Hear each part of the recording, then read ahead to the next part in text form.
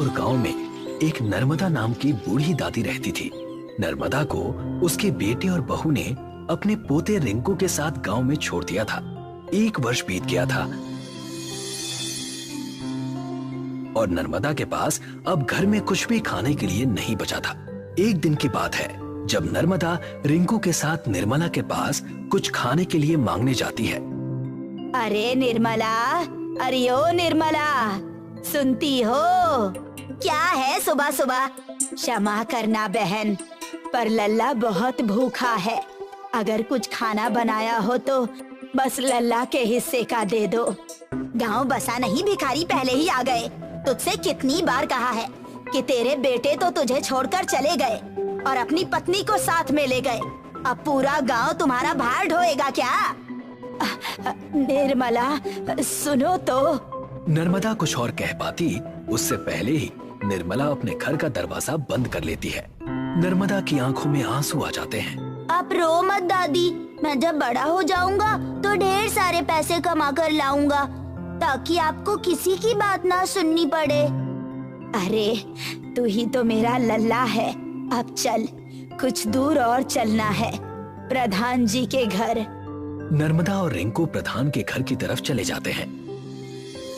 प्रधान घर के बाहर खटिए पर बैठा था। प्रणाम माता जी। खुश रहो भोलू, मेरा मतलब है प्रधान जी। अरे माँ, मैं तो आपका भोलू ही हूँ। क्या आज्ञा है ये बताइए।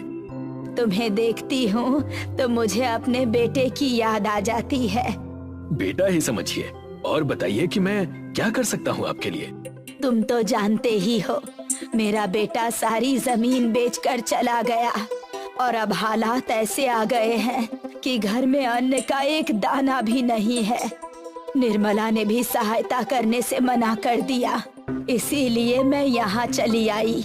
लल्ला को भूख लगी है, तुम इसके लिए कुछ भोजन दे दो। ये भी कोई कहने की बात हुई माँ। आप जब चाहे मुझसे खाना ले जाएं और बाकी का राशन अब से मैं आपको भिजवा दूंगा, ठीक है? बहुत बहुत आभार। मैं सोच रही हूँ कि जो राशन तुम दोगे उससे दाल मखनी का ठेला लगा लूं ताकि तुम पर बोझ ना बनूं हर महीने। आप निश्चिंत रहिए माँ, मैं कल ही सारी व्यवस्था करके आपके घर पहुँचा दूंगा। प्रधान नर्मदा को डब्बे में खाना लाकर देता है। नर्मदा और रिंकू अपने घर की ओर रवाना हो जाते हैं। ले लल्ला, अच्छे से खा। अब जब प्रधान जी राशन भेजेंगे तो तेरी दादी बढ़िया सी दाल मखनी की दुकान खोलेगी और जब खूब दाल मखनी बिक जाएगी तो तेरे लिए कपड़े और खिलौने भी ले आएगी। हाँ दादी, खूब सारे खिलौने। और दादी, मुझे किताबें भी चाहिए, तभी तो अफसर बनूंगा ना और पैसे कमाऊंगा। बड़ी मीठी मीठी बातें करता है तू लल्ला। तुझे देखकर सारा दुख अपने आप खत्म हो जाता है। दादी। हाँ लल्ला, बोल, क्या बात हो गई? मैं तो कुछ और कह रहा था। अच्छा बता, मैं भी तो सुनूं। दादी, मैं बाहर नदी के पास उस मिट्टी से खेलूंगा तो गंदा हो जाऊंगा, इसीलिए सोचा कि आपसे पूछ लूं। अच्छा तो ये बात है। जा खेल ले, लेकिन घर जल्दी लौट आना और नदी में मत जाना। बस बस दादी, मैं समझ गया। नदी में नहीं जाना, शैतानी मत करना और मिट्टी मत खाना। ठीक है दादी? अच्छा जा, अब बहुत बातें करता है। नर्मदा के घर से कुछ ही दूर एक छोटी नदी थी। रिंकू नदी किनारे मिट्टी से खेल रहा था। तभी वहाँ एक व्यक्ति जो दिखने में काफी दिव्य था, उसे मिट्टी खाता देख उसके पास आ जाता है। अरे पुत्र, ये मिट्टी क्यों खा रहे हो? आप भी तो खाइए ना मामा जी, बहुत ही स्वादिष्ट लग रहा है। एक ही पल में अपना भी कर लिया तुमने हमें। सही कहते हैं कि बच्चे बड़े अनमोल होते हैं। लाओ, जब मामा कह ही दिया है तो थोड़ी चख लेता हूँ। ये लो मामा जी। रिंकू के हाथ से दी हुई मिट्टी देवता भी चखते हैं। उसे चखकर वो बड़े ही प्रसन्न नजर आते हैं। वाह भाई, क्या स्वादिष्ट व्यंजन है। कहा था ना मामा जी। रिंकू अपने हाथ आगे करता है और आंखें बंद करके मुस्कुराता है। ये क्या है भांजे, मामा से कुछ कहना चाहते हो? अरे आप समझे नहीं, मेरी दादी कहती है कि एक भांजे को खिलाना सब ब्राह्मणों को खिलाने जैसा है। तब तो मामा जी आप मेरे ऋणी हो जाएंगे, इसीलिए मुझे भी खिला दीजिए और ये ऋण उतार दीजिए। अच्छा, मामा को अच्छा फंसाया है तुमने, पर मिट्टी नहीं, मैं तुम्हें कुछ और देता हूँ। देवता ने अपने हाथ खोले और उसमें से एक हीरे का जादुई चम्मच निकला, जो उन्होंने रिंकू को दे दिया। तभी दूर से नर्मदा की आवाज आती है, रिंकू! अरे भागो भागो, दादी आ गई मामा जी। अगर उन्होंने देख लिया ना तो मिट्टी खाने के लिए डांटेंगी। अच्छा ठीक है ठीक है, अब मैं चलता हूँ भांजे। वो देवता ये कहकर वहाँ से गायब हो गए। तभी नर्मदा वहाँ पहुँच गई। अरे लल्ला, तुझे मना किया था ना कि मिट्टी मत खाना, पर तनिक भी बात नहीं मानता। अरे दादी सुनो तो, मैंने मिट्टी नहीं खाई, वो तो एक मामा जी मिल गए थे, उन्होंने खिला दी। इस चम्मच पे लगी है, आप भी जरा चख लीजिए। क्या अब तो झूठ भी बोलने लगा है? तभी नर्मदा की नजर उस जादुई हीरो के चम्मच पर गई। अरे ये तो हीरे से बना है, कौन दे गया तुझे ये? आपको पसंद आई तो आप रख लीजिए दादी, बस मुझे डांटिए मत। सब गुण है ना तुझ में, अपनी मीठी मीठी बातों में उलझा लेता है और हर बार बच जाता है, पर आज नहीं छोड़ूंगी तुझे। चल घर। एक दिन बीत जाता है और प्रधान नर्मदा के घर राशन और ठेले का सामान लेकर आता है। हाँ माँ, ये रहा सारा सामान। तुम्हारा बहुत आभार रहा भोलू। अरे माँ, फिर वही बात, आभार कैसा? मैं तो बस वही कर रहा हूँ जो मेरा फर्ज बनता है। यही तो अच्छाई है बेटा तुम में। मैं सोच रही थी कि ये दाल मखनी बेचकर धीरे धीरे ये पैसे भी लौटा दूंगी। आप ना लौटाएं तो भी चलेगा, और मुझे पैसे लौटाने का ना सोचें, बस वो करती जाएं, बाकी सब मैं देख लूंगा। अच्छा बेटा, ठीक है। नर्मदा ने दाल मखनी बनाई और अपना ठेला चालू कर दिया। उसकी सुगंध आते ही रिंकू वहाँ अपना चम्मच लेकर खड़ा हो गया, और साथ ही साथ प्रधान भी। दादी मुझे भी दाल मखनी। रुक जा लल्ला, तुझे भी खिला दूंगी, वरना तू सब अपने सिर पर उठा लेगा। माँ मुझे भी दे दो, मैं भी चखना चाहता हूँ, और लाओ मैं रिंकू को भी खिला दूंगा। ठीक है भोलू बेटा, अभी लाई। नर्मदा तुरंत प्रधान को दाल मखनी देती है। प्रधान अपने हाथों से रिंकू को खिलाता है।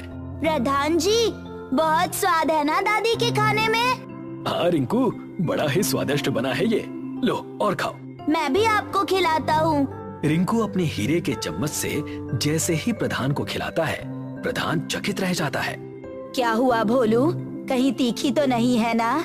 नहीं माँ, ये हीरे का चम्मच जब इससे मुझे रिंकू ने खिलाया तो मानो इसका स्वाद 100 गुना बढ़ गया। इतना स्वादिष्ट भोजन मानो देवलोक का भोजन हो। अच्छा, क्या सच में? और ये असली हीरे हैं? 100% असली है माँ, और उससे ज्यादा असली ये चमत्कार है। रिंकू, दादी को भी खिलाओ। नर्मदा जैसे ही उसे चखती है, उसे एक ऐसा स्वाद आता है जैसे उसने अपने पूरे जीवन में ऐसा स्वाद कभी चखा ही ना हो।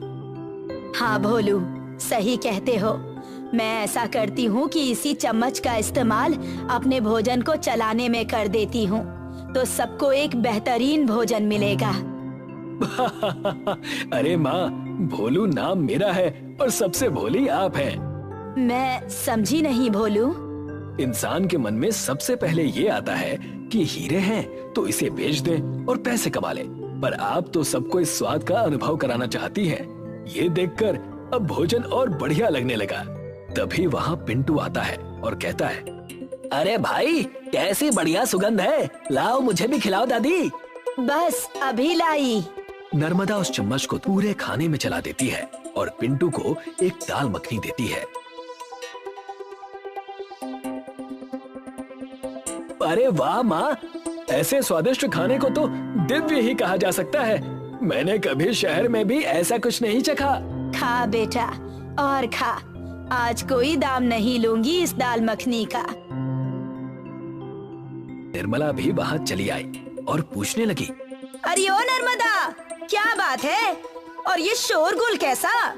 आओ बहन, तुम भी चखो दाल मखनी, बहुत स्वादिष्ट बनी है। मैं नहीं खाती, बस देखने आई थी कि आखिर तुमने क्या नया बखेड़ा चालू कर दिया।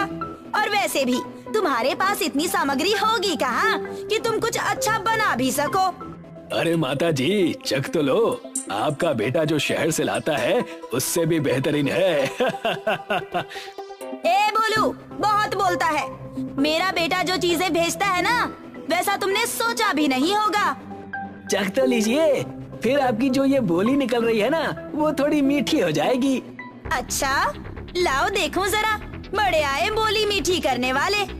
नर्मदा बड़ी खुशी से उसे चखने के लिए दाल मखनी देती है। जैसे ही निर्मला उसे खाती है, उसकी आंखें फटी की फटी रह जाती हैं। अरे वो नर्मदा, मुझे भी बताओ ना कि कैसे बनाई तुमने ये दाल मखनी। बताती हूँ। नर्मदा ने पूरी बात बताई और तुरंत ही निर्मला उस चम्मच को हाथ में लेकर देखने लगी। क्या बात है निर्मला दादी? ये मेरा चम्मच है, मुझे लगा कि ये खो गई है। अब समझ में आया कि इसने चोरी की थी। बस भी करिए अब आप, जब से आई हैं बस खराब बातें, और जी नहीं भरा तो अब चोरी का इल्जाम लगाने लगी है। ए प्रधान, तुम कुछ नहीं जानते, इससे पूछो कि फिर इसे ये चम्मच कहाँ से मिला। ये चम्मच रिंकू को मिला था, कल जब वो नदी के किनारे खेलने गया था। हाँ, मुझे वो मामा जी ने दिया था। तेरा कोई मामा वामा नहीं है, बस मनगढ़ंत कहानियाँ बनाते हो तुम लोग। मैं चली अपना चम्मच लेकर। ये कहकर निर्मला चम्मच लेकर भाग गई। फिर नर्मदा बहुत उदास हो गई।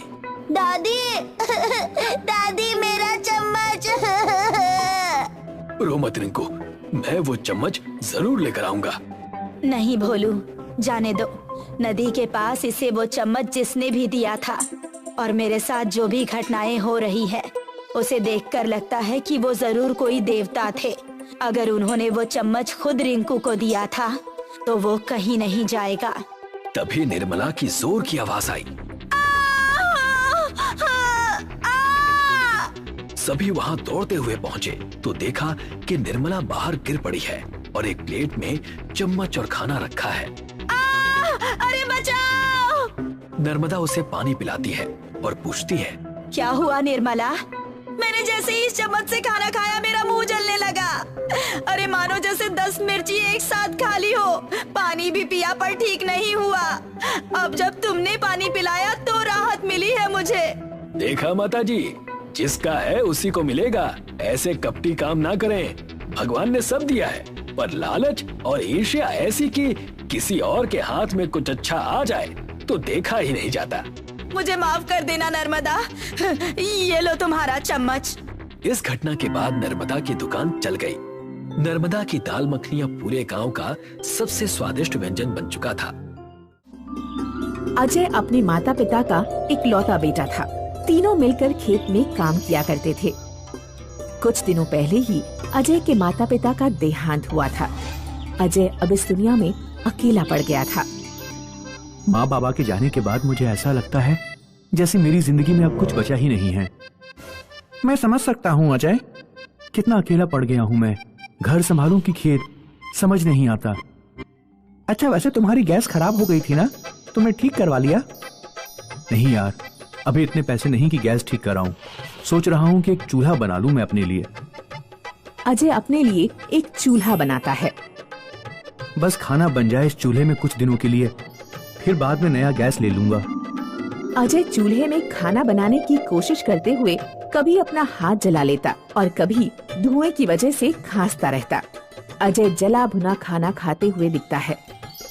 एक रात को अजय खेत से बहुत लेट आता है और घर में कोई खाना नहीं बना है। भूख से अजय के पेट में आवाज हो रही थी। अजय रोते हुए अपनी माँ को याद करता है। माँ, तू होती तो मुझे कभी भूखे पेट सोना नहीं पड़ता। कितनी फूटी किस्मत है मेरी। अजय रोते रोते खिचड़ी बनाता है और फिर खाकर कुकर चूल्हे में ही रखकर सो जाता है। दूसरी सुबह। कल रात की खिचड़ी तो बहुत अच्छी बनाई थी मैंने। काश थोड़ा सा बचा लेता तो आज भी खा सकता था। ये कुकर इतना भारी क्यों लग रहा है? मैंने तो कल सारी खिचड़ी खत्म कर दी थी। अजय कुकर खोलकर देखता है तो उसमें कुकर भरकर खिचड़ी पड़ी होती है। अजय हैरान हो जाता है, पर वो सोचता है शायद उसने कल रात को गलती से ज्यादा खिचड़ी बना ली होगी। अजय खिचड़ी खाता है और खेत में खाने के लिए भी ले जाता है। अजय, आज तो तुम बढ़िया खाना लेके आए हो। लगता है खाना बनाना सीख गए हो तुम। उस रात को अजय रोटी और सब्जियां बनाता है। सब्जी की कढ़ाई चूल्हे में ही रखी होती है। अजय खाना खाने के बाद जब कढ़ाई चूल्हे से उतारता है तो कढ़ाई फिर से सब्जी से भरी हुई है। आज तो मैंने इतनी सब्जियां बनाई ही नहीं थी। दूसरी सुबह अजय दाल बनाता है और बची हुई दाल गांव वालों में बांट देता है। अजय, मैं क्या सुन रहा हूँ? तुम गांव वालों में हर रोज खाना बांटते हो। कुछ दिनों पहले तो तुम्हारे पास गैस भरने के भी पैसे नहीं थे। एक राज की बात बताऊं? चलो मेरे घर। देखो, ये मेरा जादुई चूल्हा है। इसमें जब तुम खाना बनाओ तो बर्तन में खाना खत्म ही नहीं होता। तुम चूल्हे से बर्तन उतार दोगे तभी जाके खत्म होता है खाना। ये तो बहुत अच्छी बात है, पर तुम गांव वालों को फ्री में खाना क्यों दे रहे हो? तुम इसके पैसे चार्ज कर सकते हो। माला माल बन जाओगे तुम। नहीं जय, मुझे माला माल नहीं बनना। इस चूल्हे ने मेरे बहुत बुरे वक्त में मेरी मदद की है। मैं चाहता हूँ कि इसके जरिए मैं भी वैसा ही करूँ, जरूरतमंद लोगों की मदद करूँ। तुम बुद्धू हो क्या? मैं तो कहता हूँ एक होटल खोल लेते हैं। मैं तुम्हारा दोस्त हूँ अजय, तुम्हारी भलाई के लिए ही कह रहा हूँ। जय और अजय ने मिलकर होटल खोल लिया। उनकी अच्छी कमाई होने लगी। ज्यादा मेहनत किए बिना ही पैसे आते हुए देख जय लालची बन गया और चूल्हे को अपना बनाने के बारे में सोचने लगा। अजय, तुमने कभी ये सोचा है कि अगर हम एक चूल्हे से इतना कमा रहे हैं तो 2 चूल्हे से और कितना कमा सकते हैं? पर जय, इसकी क्या गारंटी है कि दूसरा चूल्हा भी जादुई चूल्हा बनने वाला है? तुम बना के देखो, क्या पता फिर से तुम्हारा जादू चल जाए। अजय और एक चूल्हा बनाता है, पर जैसे ही उस चूल्हे की लकड़ियों में आग लगती है वो चूल्हा आग से फट जाता है। ये क्या हो गया? ऐसा क्या डाला तुमने इस चूल्हे में? मैंने तो बिल्कुल वैसे ही बनाया था जैसे मैंने पहले वाला चूल्हा बनाया। कल फिर से बनाना। अजय ने दूसरा चूल्हा बनाया और दूसरा वाला भी फट गया। जय को गुस्सा आ गया और उसने अजय पर चिल्ला दिया। एक चूल्हा तुमसे ठीक से नहीं बनाया जाता। हाँ तो क्या हो गया? एक चूल्हा तो तुम्हारे पास है ही ना। ज्यादा पैसों के लालच में पागल हो गए हो तुम। लालची तुम हो गए हो अजय। तुम नहीं चाहते कि मुझे दूसरा चूल्हा मिले, इसलिए तुम गलत किस्म का चूल्हा बना रहे हो। अजय वहाँ से उठकर बाहर चला गया। अजय ना तो लालची था, ना तो अपने पैसे जय से छुपाना चाहता था। उसने सोचा वो फिर से एक चूल्हा बनाएगा, पर ये आखिरी चूल्हा होगा। अगर ये भी आग से फट गया तो पहला चूल्हा जय को देकर खुद खेती को लौट जाएगा। अजय ने ठीक पहले के चूल्हे जैसा दूसरा चूल्हा बनाया और होटल में रखकर सो गया। ये अजय मेरे सारे सपनों पे पानी फेर देगा। इसके भरोसे रहा तो मैं कभी भी शहर जाके पैसे नहीं कमा पाऊंगा। जय ने देखा होटल के किचन में चूल्हा रखा हुआ है। उसने चूल्हा उठाया और अपने घर चला गया। दूसरी सुबह, अजय बेटा उठो, उठो अजय बेटा उठो।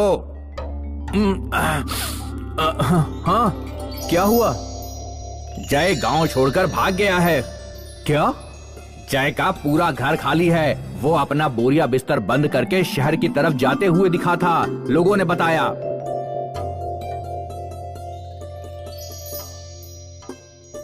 बेटा सदमा बर्दाश्त नहीं हो रहा है क्या? नहीं काका, मैं तो जय की किस्मत पे हंस रहा हूं। वो क्यों? उस बेचारे ने सोचा होगा कि जादुई चूल्हा चुरा के शहर में बहुत सारे पैसे कमाएगा, पर जादुई चूल्हा तो मैं कल रात अपने घर ले गया था उसको देखकर दूसरा चूल्हा बनाने के लिए।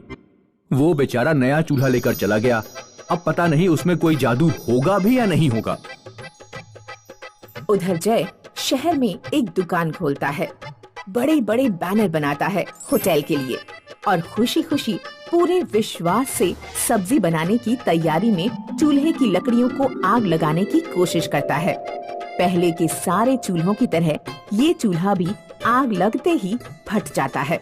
जय चूल्हे को और अपनी फूटी किस्मत को देखकर सर पकड़कर रोने लगता है।